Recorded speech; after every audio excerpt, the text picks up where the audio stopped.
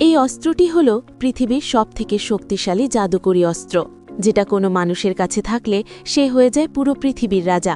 মানে পৃথিবীর সমস্ত শক্তি যেন তার উপর ভর করে। কিন্তু এই অস্ত্রটা পাওয়ার জন্য সবাই চেষ্টা চালিয়ে যায়। এমনকি ওই দেশের রাজাও এই অস্ত্র নিতে চায় তার ক্ষমতা আরও শক্তিশালী করার জন্য। তো বন্ধুরা, দেখে নেওয়া যাক শেষমেশ কি হয়। সিনেমার শুরুতে দেখা যায় যে ডিটেকটিভ ডিকে রাজা একটা অস্ত্র উপহার দিয়েছেন, আর সেই অস্ত্রটি কোনো সাধারণ অস্ত্র ছিল না। অস্ত্রটি ছিল ভীষণই শক্তিশালী একটি অস্ত্র, যেটির নাম হল ড্র্যাগন ব্লেড। এর আগের সিজনে ডিটেকটিভ ডি রাজা ও তার রাজ্যকে বাঁচিয়েছিল বলে তাকে এই শক্তিশালী ড্র্যাগন ব্লেডটি উপহার হিসেবে রাজা দেন। কিন্তু পরবর্তীতে দেখা যায় এত শক্তিশালী অস্ত্রটি দেওয়ার কারণে রানী ভীষণ ক্ষেপে যান। তিনি রাজাকে এই অস্ত্রটি ফিরিয়ে আনার কথা বলেন। তিনি বলেন হয়তো ডিটেকটিভ আবার তাদের অস্ত্র দিয়েও তাদের ক্ষতি করার চেষ্টা করবে। কিন্তু রাজা রানীর এসব কথায় কান দেয় না। সে বলে, আমার পূর্ণ বিশ্বাস আছে যে এই শক্তিশালী অস্ত্রের একমাত্র যোগ্য অধিকারী হল ডিটেকটিভ ডি, তাই আমি তার কাছ থেকে এখন সেই আর অস্ত্র ফেরত আনতে পারবো না। এসব শুনে রানী রেগে সেই ঘর থেকে বের হয়ে যায়। এরপর রাতে ইউসি নামের একজন লোকের সঙ্গে দেখা করে। ইউসিকে রানী বলে সে যেন ডিটেকটিভ ডির থেকে সেই শক্তিশালী অস্ত্রটি চুরি করে তাকে এনে দেয়। রানীর কথায় বোঝা যায় তিনি এখন ডিটেকটিভ ডির কাছ থেকে সেই শক্তিশালী অস্ত্রটি চুরি করিয়ে অস্ত্র হারিয়ে যাওয়ার অপরাধে যেন তাকে শাস্তি দিতে পারেন। তার পাশাপাশি অস্ত্রটি সে পেয়েও যাবে, একেবারে এক কাজে দুই কাজের মতো। তবে ইউসি ডিটেকটিভ ডির বন্ধু হওয়ার কারণে সে কোনোভাবেই ডিটেকটিভ ডির কোনো ক্ষতি করতে চাইছিল না। তবে ইউসিকে পথে আনার জন্য রানী তাকে বলে যে সেই কাজটা করলে ডিটেকটিভ ডির আর কোনো কিছুই হবে না। রানী নিজেই ডিটেকটিভ ডিকে সব শাস্তি থেকে বাঁচিয়ে নেবেন। রানীর এমন কথা শুনে ইউসি রাজি হয়ে যায়। এরপর রানী সেখানে আরও কিছু লোককে ইউসুর সঙ্গে যেতে বলেন, আর দেখা যায় তাদের এক একজনের কাছে জাদুকরী শক্তি ছিল, যার সাহায্যে তারা অনেক কিছু করতে সক্ষম ছিল। সবাই সেখানে আসলে রানী ইউসুকে জানায় যে এরা সবাই তাকে সেই অস্ত্র চুরি করতে সাহায্য করবে। আর এখানে এই লোকগুলো নিজেদের আলাদা আলাদা জাদুকরী পাওয়ারগুলো দেখিয়ে দেয়। লোকগুলোর অদ্ভুত সব জাদুকরী ক্ষমতা দেখে ইউসু কিছুটা ভয় পেয়ে যায়, আর রানীকে জানায় এদের সাহায্যের কোনো দরকার নেই তার। তবে এখানে রানী ইউসুর কথায় রাজি হয় না। তিনি বলেন, তুমি তো ভালো করেই জানো সে কতটা সাহসী এবং বিচক্ষণ একজন লোক, আর ওর থেকে এই অস্ত্র তুমি একা কখনোই চুরি করতে পারবে না। সেই জন্য এদেরকেও তোমার সঙ্গে নিয়ে কাজটা করতে হবে। তবে এদের থেকে তোমার ভয় পাওয়ার কোনো কারণ নেই, এরা সবাই তোমার কথা মতোই কাজ করবে। ওই লোকগুলোর মধ্যে একজন মেয়েকে দেখা যায় যার নাম হলো ওয়াটারমুন। আর ওয়াটারমুন যুদ্ধে বেশ পারদর্শী ছিল। সে পানির মধ্য থেকে উঠে এসে নিজের দক্ষতা দেখায়। এরপর অন্য একজনকে দেখা যায় যে কিনা মুহূর্তের মধ্যে আগুন জ্বালাতে পারে। আর সঙ্গে আরও একজনকে দেখা যায় যে মুহূর্তের মধ্যে যে কোনো জিনিস গায়েব করা জাদুবিদ্যা জানত, এমনকি নিজেও গায়েব হয়ে যেতে পারত। এরপর সেই টিমের মাস্টারকে দেখা যায় যার নাম হলো তানসি। সে এসে নিজের অদ্ভুত সব ক্ষমতা সবাইকে দেখায়। আর এবার সবাই মিলে অস্ত্রটি চুরি করার জন্য ডিটেকটিভ ডিসে শহরের বাইরে পাঠানোর একটা পরিকল্পনা করে। আর এটা করতে টিমের একজন একটা নামকরা পেইন্ট শপে আগুন লাগিয়ে দেয়। আর সেই কেসটা তদন্তের ভার দেওয়া হয় ডিটেকটিভ ডিকে। সে যখন ওই জায়গায় এসে তদন্ত শুরু করে, তখন ইউসির সাথে থাকা সেই লোকগুলো ডিটেকটিভ ডির ওপর নজর রাখতে থাকে। অন্যদিকে ফায়ারম্যান আর ওয়াটারম্যানকে দেখা যায় যারা কিনা ডিটেকটিভ ডির বাড়িতে সেই অস্ত্র চুরি করতে চলে এসেছিল। এদিকে সেই শপের মালিক ডিটেকটিভ ডির সামনে এসে তার একটা দামি পেইন্টিংয়ের জন্য একেবারে শোকে কান্নাই করে দেয়।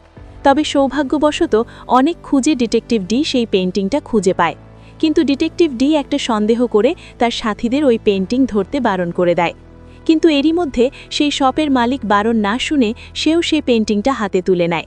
আর সঙ্গে সঙ্গে সেই লোকটার হাতের মাধ্যমে কোনো বিষাক্ত পদার্থ তার শরীরে ঢুকে যায়, যার ফলে সেই শপের মালিক সেখানেই মারা যায়। এটা দেখে তারা বুঝে যায় কেউ হয়তো কোনো ভয়ানক বিষ সেই পেইন্টিংয়ে লাগিয়ে রেখেছিল। বাহিরে আসলে ছাদের ওপর ডিটেকটিভ ডি কারো একটা ছায়া দেখতে পান, কিন্তু মুহূর্তের মধ্যে দেখা যায় সেই ছায়াটা গায়েব হয়ে যায় আর সেখান থেকে পালাতে থাকে। আর ডিটেকটিভ ডি তার পিছু করতে থাকেন। এরপর পিছু করতে করতে ডিটেকটিভ ডি এমন একটা জায়গায় চলে আসে যেখানে এক বিশাল পাত্র রাখা ছিল, যেটা দেখে তার সন্দেহ হয় যে এত বড় পাত্র কে রাখবে এখানে। ডিটেকটিভ ডি একটা বুঝতে পেরে তার সব সাথীদের সেখান থেকে পালাতে বলেন, আর নিজেও ওই জায়গা থেকে পালাতে থাকেন। এরই মধ্যে দেখা যায় সেই বিশাল পাত্রটা গলে যায় আর তার মধ্য থেকে বিষ চারপাশে ছড়িয়ে পড়তে শুরু করে। অন্যদিকে ডিটেকটিভের বাড়িতে ওয়াটারমুন আর ফায়ারম্যানকে দেখা যায়, যারা ঘরের মধ্যে ঢুকে তো পড়ে, কিন্তু তাদের সামনে অদ্ভুত এক ধাঁধা চলে আসে। তবে সেটা ওয়াটারমুন সমাধান করে ফেলে আর তারা ভিতরের রুমে প্রবেশ করে। এরপর সেই ঘরে থাকা সিন্ধু খুলে দেখে সেখানে ড্রাগন ব্লেডটা রাখা আছে। তবে সেটা নিতে গেলে তারা বুঝতে পারে এটা তো একটা নকল অস্ত্র। এর মানে ডিটেকটিভ একটা ট্র্যাপ সেট করে রেখেছিল, আর এবার ট্র্যাপের কারণে আশপাশ থেকে পাথর নিচে পড়তে শুরু করে। আর সেই আওয়াজ পেয়ে ডিটেকটিভের বাড়িতে থাকা লোকজন সেখানে ছুটে চলে আসে। লোকজনের আওয়াজ পেয়ে ওয়াটারমুন আর ফায়ারম্যান পালাতে গেলেই তাদের উপর হঠাৎ করে একটা জাল চলে আসে, আর তারা সেখানে আটকা পড়ে যায়। কিন্তু গার্ডরা সেখানে আসার আগেই ফায়ারম্যান আগুন দিয়ে সেই জালটা পুড়ে ওখান থেকে পালায়। অন্যদিকে ডিটেকটিভ ডিকে মারার চেষ্টা করার জন্য ইউসি এসে তানসিকে কথা শোনাতে থাকে, আর তাদের কাজে সে বুঝে যায় যে এরা সবাই ডিটেকটিভ ডিকে মারতে চাইছে। সবাই যখন সেখান থেকে ফিরে আসে তখন রানী সবাইকে দেখে কাজটা সফল না হওয়ার জন্য কথা শোনাতে থাকে, আর পাশাপাশি রানী ইউসুকে দোষারোপ করে সেই টিম থেকে বাদ দিয়ে দেন, আর সেই টিমের লিডার বানিয়ে দেন তানসিকে। এরপর দেশে দেখা যায় রানী ইউসির সঙ্গে একটা বন্দি ঘরে আসে, আর সেখানে একজনকে বন্দি অবস্থায় দেখা যায়। আর এখানে রানীর কথায় বোঝা যাচ্ছিল এই লোকটা এখানে বন্দি থাকায় রানীর জন্য শুভ। হয়তো রানী এই লোকটার থেকে তার সব পরামর্শগুলো নিচ্ছিলেন। সেই লোকটা রানীকে বলে যত তাড়াতাড়ি সম্ভব তোমাকে ওই ডিটেকটিভ ডিকে মেরে ফেলতে হবে।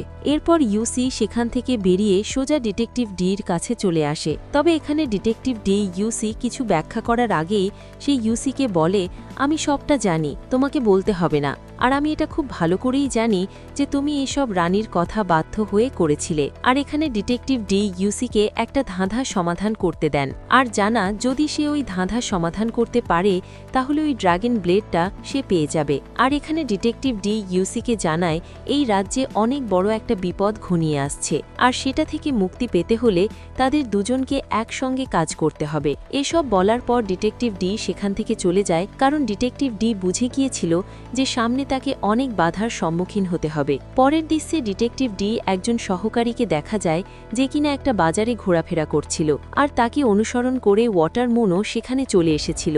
এরপর হঠাৎ করে যখন ডিটেকটিভ ডির সেই সহকারী বাজারে একটা দেয়ালে আঁকা ওপর চোখ দেয়, সে আস্তে আস্তে হ্যালুসিনেশন করতে শুরু করে। এমন মনে হচ্ছিল যেন কারো পশে চলে যাচ্ছে। কিন্তু ঠিক সেই সময় হঠাৎ করেই সেখানে একজন লোক এসে তাকে সেখান থেকে সরিয়ে আনে। আর এই লোকটা আর কেউ না, আসলে ডিটেকটিভ ডি ছদ্মবেশে এই জায়গায় এসেছিল।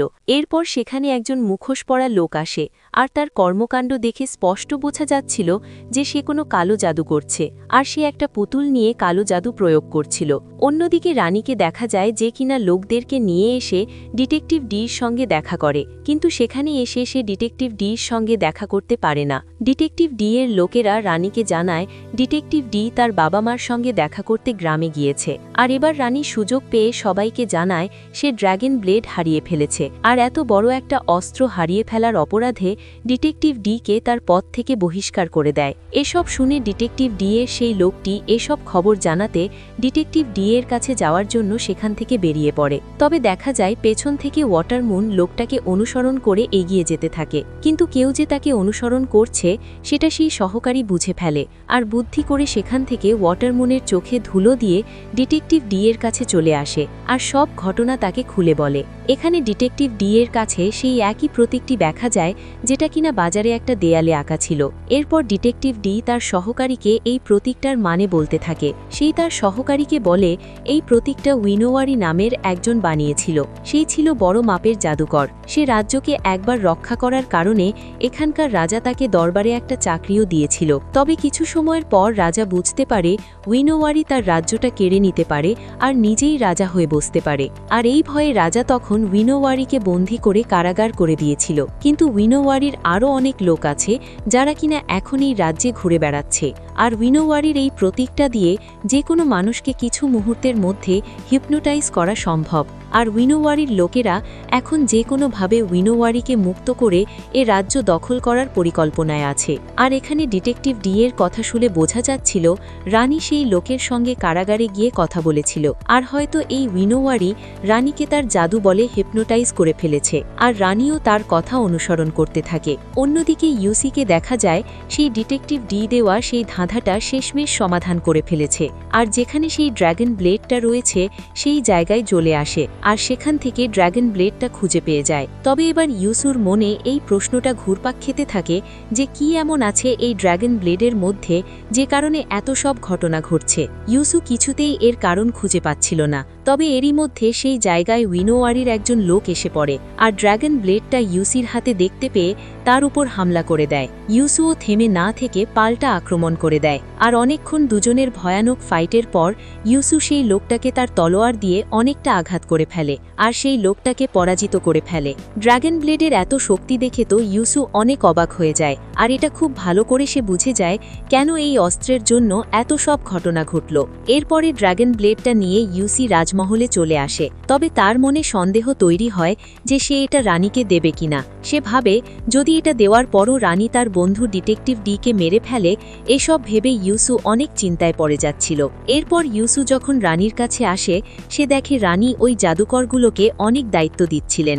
যদিও আগে ইউসু এখানকার জেনারেল ছিল কিন্তু এখন রানী তাকে সরিয়ে তানসিকে সেখানকার জেনারেল করে দেয়, কারণ রানী রাজার কাছ থেকে ওই জাদুকর লোকগুলোকে শক্তি দেখানোর জন্য এসব প্ল্যান করছে। কারণ সে চাইছিল রাজা যেন তার কাজের জন্য এদেরকে যোগ্য মনে করে কাজ দেয়। প্ল্যান মতো রানী তানসি আর বাকিদেরকে নিয়ে রাজার কাছে চলে আসে।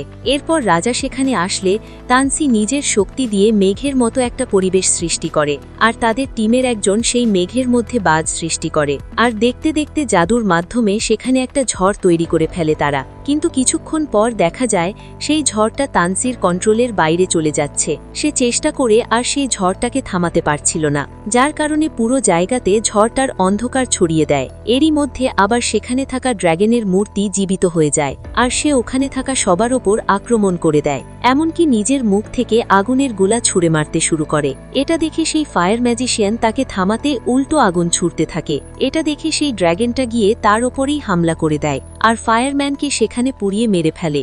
এসব দেখে তো সেখানে থাকা বাকিরা ভীষণ ভয় পেয়ে যায়। এরই মধ্যে সেই জাদুকরের মধ্যে একজন সেখান থেকে গায়েব হতে গেলে তাকেও ড্র্যাগন ধরে ফেলে আর নিজের মুখের মধ্যে পুড়ি নেয়।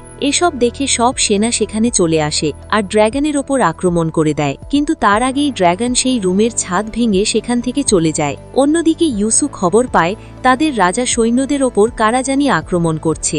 এটা শুনে সে দৌড়ে সেই জায়গায় চলে আসে, কিন্তু ইউসু সেখানে আসলে পুরো অবাক হয়ে যায়, কারণ সেখানে যুদ্ধ করতে থাকা লোকটি আর কেউ নয়, ইউসুর বহুরূপী ছিল, যে ইউসুকে দেখে একটা শয়তানি হাসি দেয় আর সেখান থেকে দ্রুত পালিয়ে যায়। এরই মধ্যে সেনারা সেখানে এসে ইউসুকে ভুল বুঝে তাকে আটকে ফেলে। অন্যদিকে এসব কিছু জানার পর ডিটেকটিভ ডি এর সহকারী ডিটেকটিভ ডি এর কাছে ছুটে চলে আসে। এসব ঘটনা শুনে ডিটেকটিভ ডি তার সহকারীকে জানায় এখন যত দ্রুত সম্ভব মাস্টার ইয়াংশির কাছে যেতে হবে, আর ডিটেকটিভ ডি নিজে চলে যান ইউসিকে বাঁচানোর জন্য। এদিকে ওয়াটারমুনকে দেখা যায় সে ডিটেকটিভ ডি এর পিছু নিয়েছে।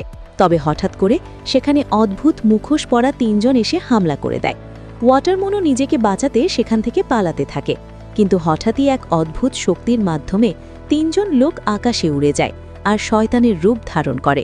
এরপর এসে তারা ওয়াটারমুনের উপর হামলা করে দেয়। ওয়াটারমুনও নিজেকে বাঁচাতে তাদের সঙ্গে ফাইট করে। এরপর কোনোরকম সেখান থেকে পালানোর চেষ্টা করতে থাকে, কিন্তু দেখা যায় এবার সেই তিনটি শয়তান নিজেদের শক্তি জড়ো করে একটা শয়তানের রূপ ধারণ করে আর এসে ওয়াটারমুনের উপর হামলা করে দেয়। ওয়াটারমুনও কোনোরকম সেখান থেকে পালানোর চেষ্টা চালিয়ে যায়, আর একটা সময় সে প্ল্যান করে সেই শয়তানটার গায়ে একটা কালো চাদর দিয়ে ঢেকে দেয়, যার ফলে সেই শয়তান আর ওয়াটারমুনকে দেখতে পায় না।